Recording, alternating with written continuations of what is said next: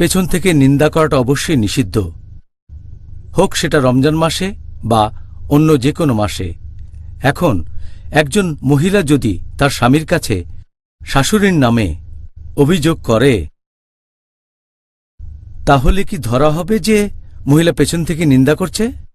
পেছন থেকে নিন্দা করা হারাম আর বড় গুনাহ, এটা আগের পর্বে আলোচনা করেছি। অনেক সহিহ হাদিস আর কোরআনের আয়াত বলছে এটা একটা বড় গুনাহ। এখন যদি বলেন যে স্ত্রী যখন তার শাশুড়ির নামে স্বামীর কাছে অভিযোগ করছে, এখন এটাও ঠিক যে স্ত্রী তার শাশুড়ির নামে যা বলছে সেটা শাশুড়ি পছন্দ করবেন না, এটা পেছন থেকে নিন্দা করার ক্যাটাগরি। এটা গুনাহ কিনা সেটাই প্রশ্ন। যখন একজন আরেকজনের নামে অভিযোগ করছে, তখন সে মনে করছে যে যখন সে আরেকজনের কাছে অভিযোগ করছে তখন সেই কাজটা শুধরানো হতে পারে। যেমন স্ত্রী অভিযোগ করছে স্বামীর কাছে তার শাশুড়ির নামে, অথবা সে অভিযোগ করলো তার ছেলের নামে যে ছেলে যে কাজটা করছে সেটা ঠিক না। স্বামী তখন ব্যবস্থা নেবে ছেলের বাবা হিসেবে, অথবা হয়তো দুই ভাইয়ের মধ্যে একজন বাবার কাছে অভিযোগ করলো যে আমার ভাই যে কাজ করছে সেটা ভুল। পেছন থেকে খারাপ কথা বলা, তবে বলার উদ্দেশ্য হচ্ছে বাবা যেন ছেলেকে শুধরে দেন। এই কাজগুলোর অনুমতি দেওয়া হয়েছে, কারণ এভাবে বলার উদ্দেশ্যটা এটা নয় যে তাকে উপহাস করার জন্য বলা হচ্ছে অথবা তাকে ছোট করা হবে।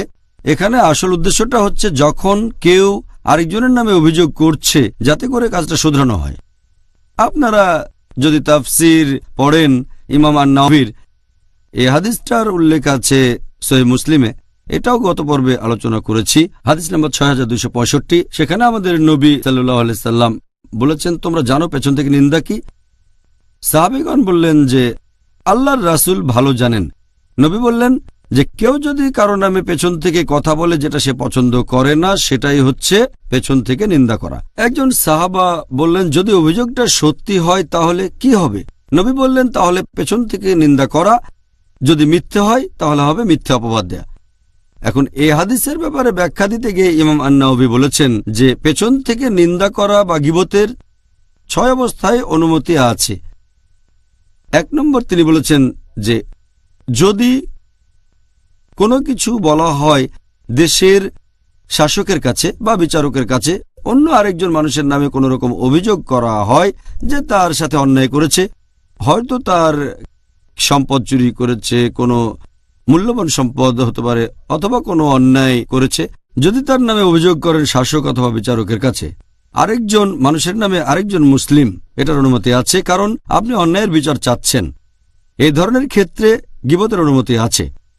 ক্যাটাগরি নাম্বার 2, যে আপনি কারো কাছে অভিযোগ করছেন আর মনে করছেন সেই লোক প্রভাব ফেলতে পারবে তার উপর যে খারাপ কাজটা করছে, গুনাহ করছে, আর মনে করছেন সে খারাপ কাজ বন্ধ করে দেবে, অনুমতি আছে। যেমন ধরেন আপনার একজন বন্ধু, সে আরেক লোকের পাল্লায় পড়ে খারাপ কাজ করছে, আপনি বললেন যে আমার বন্ধু খারাপ কাজ করছে, অ্যালকোহল পান করছে। যদি মনে করেন সেই লোক আপনার বন্ধুকে প্রভাবিত করতে পারবে, তার প্রভাবে সে এই খারাপ কাজ আর করবে না, তাহলে গীবতের অনুমতি আছে।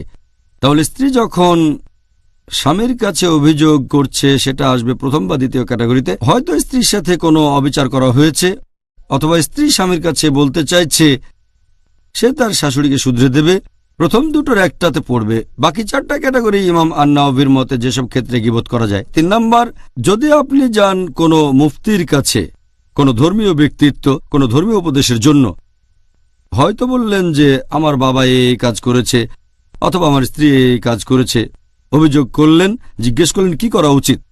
এ ধরনের ক্ষেত্রে অভিযুক্তের নাম যদি উল্লেখ না করেন অথবা পরিচয় গোপন করে বললেন যে আমার বন্ধুর বাবা এই কাজ করেছে, সেটা বললে ভালো। তবে এমন ক্ষেত্রে যখন ধর্মীয় উপদেশ নিচ্ছেন বা ফতোয়া একটা বিশেষ কাজের জন্য, তাহলে অনুমতি আছে। 4র্থ ক্যাটাগরি ইমাম আন-নাওয়ীর মতে যেখানে গীবত করা যাবে, এটা হচ্ছে যখন আপনি জানেন একজন বর্ণনাকারী সে মিথ্যে বলছে, বর্ণনা দিচ্ছে হয়তো কোনো হাদিসের, তখন আপনার দায়িত্ব হয়ে যাবে লোকজনকে জানানোর সে মিথ্যে কথা বলছে, অথবা তার স্মরণশক্তি দুর্বল, কারণ শরিয়াকে রক্ষা করতে হবে। অথবা কেউ হয়তো কিনছে কোনো দাসকে, আর আপনি জানেন এই দাসের কিছু বদভ্যাস আছে, হয়তো সে ব্যভিচার করেছে। তাই বিক্রেতার জন্য এটা আবশ্যিক যে সে ক্রেতাকে জানাবে যে এই দাসের কিছু বদভ্যাস আছে। অথবা কেউ আপনাকে বলল যে সে অমুক মহিলাকে বিয়ে করছে, আপনাকে জিজ্ঞেস করলো মহিলা কেমন, তখন যেটা আপনার দায়িত্ব যে আপনি সেই মহিলার দোষ ত্রুটিগুলো সেই লোককে বলে দেবেন।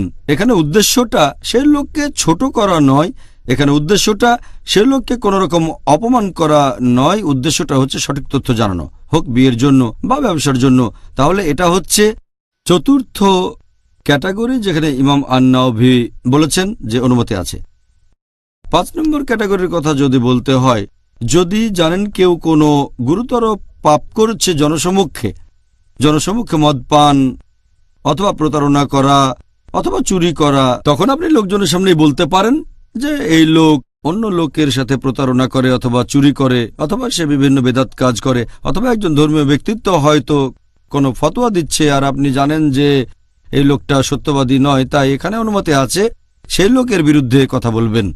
6 নম্বর ক্যাটাগরি হচ্ছে যখন কাউকে শনাক্ত করা হবে, যদি আপনার উপর কাউকে শনাক্ত করার দায়িত্ব পড়ে, সে সময় শনাক্ত করতে গিয়ে হয়তো তার কোনো বৈশিষ্ট্যের কথা বলছেন যে সে পছন্দ করবে না। যেমন আপনি হয়তো বলবেন লোকটা অনেকটা খাটো, অনেকটা লম্বা। এখানে আপনি বৈশিষ্ট্যের কথা বলছেন তাকে শনাক্ত করার জন্য, সে হয়তো পছন্দ করবে না শনাক্ত করার জন্য। এখানে শনাক্ত করতে গিয়ে এমন না বলাই ভালো, তবে এড়াতে না পারলে আপনি বলতে পারেন। ইমাম আন-নাওভি এই 6 ক্যাটাগরির কথা বলেছেন যেখানে গীবতের অনুমতি আছে।